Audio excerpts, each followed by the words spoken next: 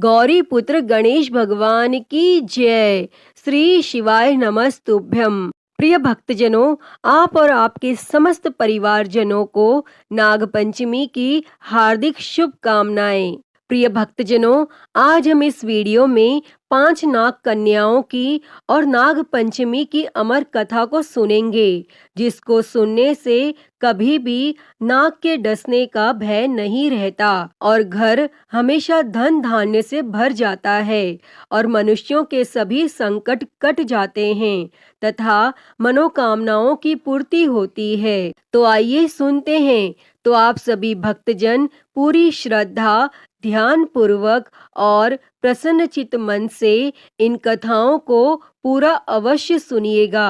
तो सभी प्रेम से बोलिए श्री शंकर पार्वती भगवान की जय, सर्व देवी देवता की जय। एक समय की बात है, एक बार भगवान शिव जी और माता पार्वती जी सरोवर में जल क्रीड़ा कर रहे थे और उस समय संयोगवश भगवान शिव जी का वीर्य स्खलन हो गया। तब उसी समय भगवान शिव जी ने अपने वीर्य को पत्ते पर रख दिया और उस वीर्य से 5 कन्याओं का जन्म हुआ।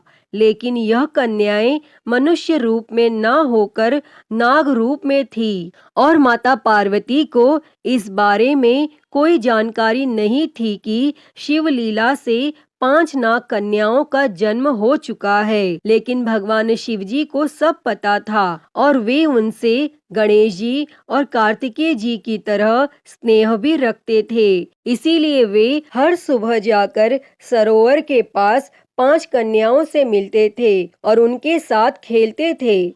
ऐसा कई दिनों तक चलता रहा।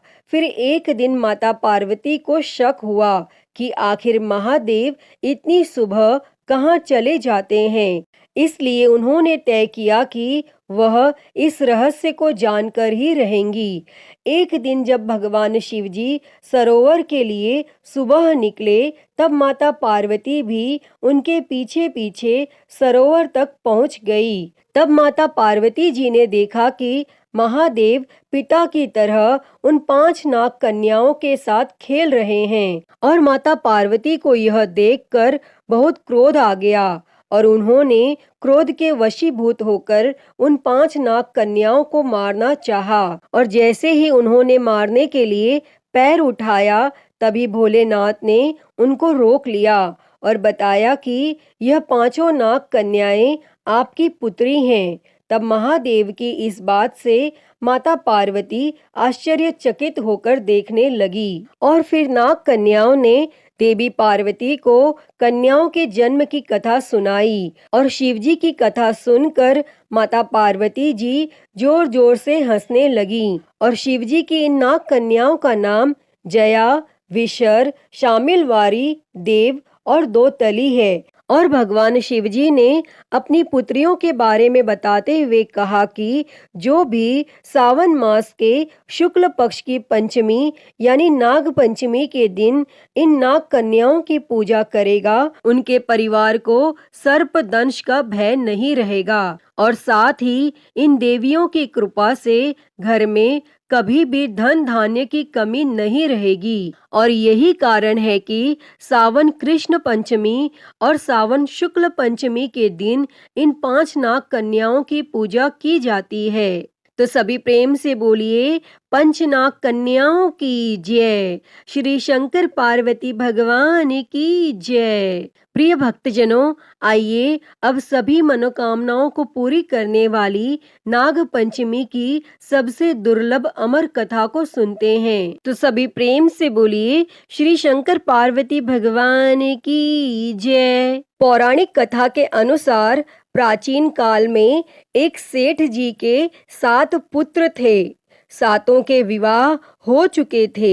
सबसे छोटे पुत्र की पत्नी श्रेष्ठ चरित्र की, विदुषी और सुशील थी, परंतु उसको भाई नहीं था। एक दिन बड़ी बहू ने घर लीपने को पीली मिट्टी लाने के लिए सभी बहुओं को साथ चलने को कहा, तो सभी धलिया और खुरपी लेकर मिट्टी खोदने लगी और तभी वहां एक सर्प निकला जिसे बड़ी बहू खुरपी से मारने लगी। और यह देखकर छोटी बहू ने उसे रोकते हुए कहा, मत मारो इसे, यह बेचारा निरपराध है। तब यह सुनकर बड़ी बहू ने उसे नहीं मारा और तब सर्प एक ओर जा बैठा। तब छोटी बहू ने उससे कहा, हम अभी लौटकर आती हैं, तुम यहाँ से जाना मत। और यह कहकर वह सबके साथ मिट्टी लेकर घर चली गई और वहाँ काम काज में फंसकर सर्प से जो वादा किया था उसे भूल गई। और उसे दूसरे दिन वह बात याद आई तो सबको साथ लेकर वहां पहुंची और सर्प को उस स्थान पर बैठा देखकर बोली, सर्प भैया नमस्कार। सर्प ने कहा, तू भैया कह चुकी है इसीलिए तुझे छोड़ देता हूँ, नहीं तो झूठी बात कहने के कारण तुझे अभी डस लेता। तब वह बोली, भैया मुझसे भूल हो गई, उसकी क्षमा मांगती हूँ। तब सर्प ने कहा, अच्छा तू आज से मेरी बहन हुई और मैं तेरा भाई हुआ, तुझे जो मांगना हो मांग ले। तब वह बोली, भैया मेरा कोई नहीं है, अच्छा हुआ जो तू मेरा भाई बन गया। और कुछ दिन व्यतीत होने पर वह सर्प मनुष्य का रूप रखकर उसके घर आया और बोला कि मेरी बहन को भेज दो। तब सबने कहा कि इसका तो कोई भाई नहीं था। तो वह बोला, मैं दूर के रिश्ते में इसका भाई हूँ, बचपन में ही बाहर चला गया था। और तब उसके विश्वास दिलाने पर घर के लोगों ने छोटी बहू को उसके साथ भेज दिया। और तब उसने मार्ग में बताया कि मैं वही सर्प हूँ, इसीलिए तू डरना नहीं, और जहाँ चलने में कठिनाई हो वहां मेरी पूंछ पकड़ लेना। तब छोटी बहू ने सर्प के कहे अनुसार ही किया और इस प्रकार वह उसके घर पहुंच गई और वहां के धन ऐश्वर्य को देखकर वह चकित हो गई। तब एक दिन सर्प की माता ने उससे कहा, मैं बाहर जा रही हूँ, तू अपने भाई को ठंडा दूध पिला देना।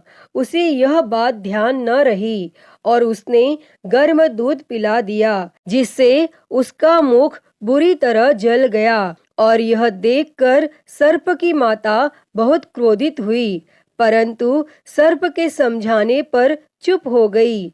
तब सर्प ने कहा कि बहन को अब उसके घर भेज देना चाहिए। तब सर्प और उसकी माता ने उसे बहुत सा सोना, चांदी, जवाहरात, वस्त्र, आभूषण आदि देकर उसके घर पहुंचा दिया। और इतना ढेर सारा धन देखकर बड़ी बहू ने ईर्ष्या से कहा, भाई तो बड़ा धनवान है, तुझे तो उससे और भी धन लाना चाहिए। तब सर्प ने यह वचन सुना तो सब वस्तुएं सोने की लाकर दे दी। तब यह देखकर बड़ी बहू ने कहा, इन्हें झाड़ने की झाड़ू भी सोने की होनी चाहिए। तब सर्प ने झाड़ू भी सोने की लाकर रख दी और सर्प ने छोटी बहू को हीरा मणियों का एक अद्भुत हार दिया था। उसकी प्रशंसा उस देश की रानी ने भी सुनी और वह राजा से बोली कि सेठ जी की छोटी बहू का हार यहाँ आना चाहिए। तब राजा ने मंत्री को हुक्म दिया कि उससे वह हार लेकर शीघ्र उपस्थित हो। तब मंत्री ने सेठ जी से जाकर कहा कि महारानी जी छोटी बहू का हार पहनेंगी और वह उससे लेकर मुझे दे दो। तब सेठ जी ने डर के कारण छोटी बहू से हार मांगकर दे दिया और छोटी बहू को यह बात बहुत बुरी लगी और उसने अपने सर्प भाई को याद किया और वहां आने की प्रार्थना की। भैया, रानी ने हार छीन लिया है, तुम कुछ ऐसा करो कि जब वह हार उसके गले में रहे तब तक के लिए सर्प बन जाए और जब वह मुझे लौटा दे तब हीरों और मणियों का हो जाए। तब सर्प ने ठीक वैसा ही किया। जैसे ही रानी ने हार पहना वैसे ही वह सर्प बन गया और यह देखकर रानी चीख पड़ी और रोने लगी। और यह देखकर राजा ने सेठ के पास खबर भेजी कि छोटी बहू को तुरंत भेजो। तब सेठ जी डर गए कि राजा न जाने क्या करेगा। वे स्वयं छोटी बहू को साथ लेकर उपस्थित हुए और राजा ने छोटी बहू से पूछा, तूने क्या जादू किया है? मैं तुझे दंड दूंगा। तब छोटी बहू बोली, राजन धृष्टता क्षमा कीजिए, यह हार ही ऐसा है कि मेरे गले में हीरों और मणियों का रहता है और दूसरे के गले में सर्प बन जाता है। तब यह सुनकर राजा ने वह सर्प बना हार उसे देकर कहा, अभी पहनकर दिखाओ। तब छोटी बहू ने जैसे ही उसे पहना वैसे ही हीरो मणियों का हो गया। तब यह देखकर राजा को उसकी बात का विश्वास हो गया और उसने प्रसन्न होकर उसे बहुत सी मुद्राएं भी पुरस्कार में दी और छोटी बहू अपने हार और धन सहित घर लौट आई। और उसके धन को देखकर बड़ी बहू ने ईर्ष्या के कारण उसके पति को सिखाया कि छोटी बहू के पास कहीं से धन आया है। और यह सुनकर उसके पति ने अपनी पत्नी को बुलाकर कहा, ठीक ठीक बता कि यह धन तुझे कौन देता है। तब वह सर्प को याद करने लगी और तब उसी समय सर्प ने प्रकट होकर कहा, यदि मेरी धर्म बहन के आचरण पर संदेह प्रकट करेगा तो मैं उसे डस लूंगा। और यह सुनकर छोटी बहू का पति बहुत प्रसन्न हुआ और उसने सर्प देवता का बड़ा सत्कार किया और उसी दिन से नाग पंचमी का त्योहार मनाया जाता है और स्त्रियां सर्प को भाई मानकर उसकी पूजा करती हैं। अतः हे नाग देवता जी, इस कथा को कहते, सुनते और हुंकारा भरते सभी पर अपनी कृपा बनाए रखना। तो सभी प्रेम से बोलिए, नाग देवता की जय। प्रिय भक्तजनों, आइए अब सुनते हैं सभी मनोकामनाओं को पूरी करने वाली अगली कथा। तो सभी प्रेम से बोलिए, श्री शंकर पार्वती भगवान की जय, सर्व देवी देवता की जय। सावन का महीना था। भगवान भोलेनाथ और माता पार्वती जी कैलाश पर्वत पर बैठकर सबको पृथ्वी पर देख रहे थे। कोई शिवलिंग पर जल चढ़ा रहा था तो कोई दूध चढ़ा रहा था और कोई बहुत दूर से गंगा जल लाकर चढ़ा रहा था। तब उन सबको ऐसा करता देखकर माता पार्वती ने भगवान भोलेनाथ से कहा, यह सब जो आपको इतना कुछ अर्पित कर रहे हैं, इनसे इन्हें क्या फल मिलेगा? तब इस पर भगवान भोलेनाथ ने कहा, जो लोग मुझे सावन मास में जल अर्पित करते हैं उन्हें स्वर्ग की प्राप्ति होती है। तब इस पर माता पार्वती ने हैरानी से कहा, क्या भगवान ऐसा होता है? तो इसका मतलब यह लाखों करोड़ों लोग जो आपको सावन में जल अर्पित कर रहे हैं, क्या वो सभी स्वर्ग प्राप्त करेंगे? तब भगवान भोलेनाथ ने कहा, पार्वती, तन से स्नान कराने से ज्यादा महत्व मन से स्नान कराने वाले का है। तब माता पार्वती ने कहा, प्रभु, यह कैसे पता चलेगा कि कौन मन से स्नान करा रहा है? तब भगवान भोलेनाथ ने कहा, पार्वती, यह पता चल जाता है कि कौन मन से स्नान करा रहा है। आइए यह बताने के लिए मैं आपको पृथ्वी पर लेकर चलता हूँ। तब भगवान भोलेनाथ ने खुद को एक कुरूप कुष्ठ रोगी बना लिया और माता पार्वती को एक सुंदर साधारण स्त्री का रूप दे दिया और वह दोनों एक शिव मंदिर के बाहर बैठ गए और वहां से हर गुजरने वाले को माता पार्वती कहती कि मेरे पति एक कुष्ठ रोगी हैं, मैं इन्हें पीठ पर उठाकर यहाँ पर लाई हूँ। सुना है इस शिव मंदिर की बहुत मान्यता है। मेरे पति कोढ़ी हैं। अगर इनके द्वारा मैं एक लोटा गंगा जल इस मंदिर के शिवलिंग पर चढ़ा दूं तो यह ठीक हो जाएंगे। कोई हमारी मदद करो। हमने 2 दिनों से कुछ नहीं खाया है।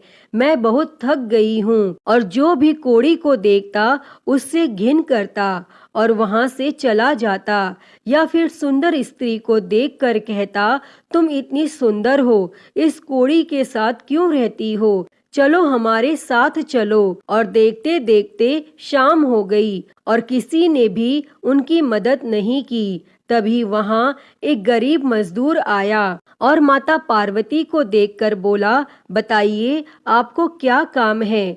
आप यहाँ इस तरह क्यों बैठे हैं?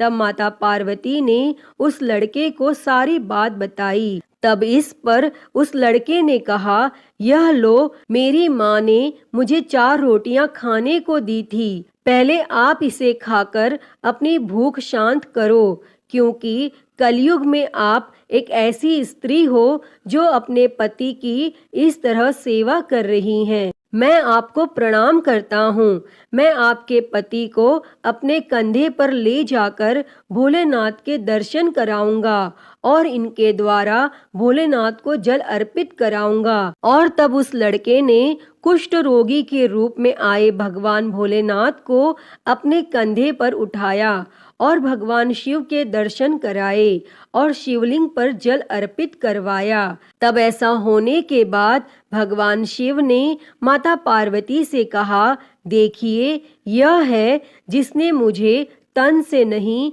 मन से स्नान कराया है। उन करोड़ों लोगों में से यह है जो स्वर्ग को प्राप्त करेगा।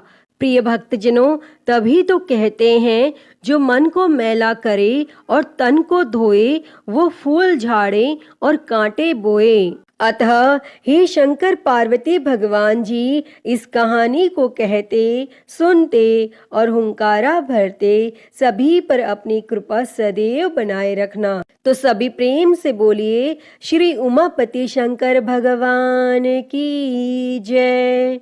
सर्व देवी देवता की जय। प्रिय भक्तजनों, तो मैं उम्मीद करती हूँ कि आपको आज की यह कहानी पसंद आई होगी।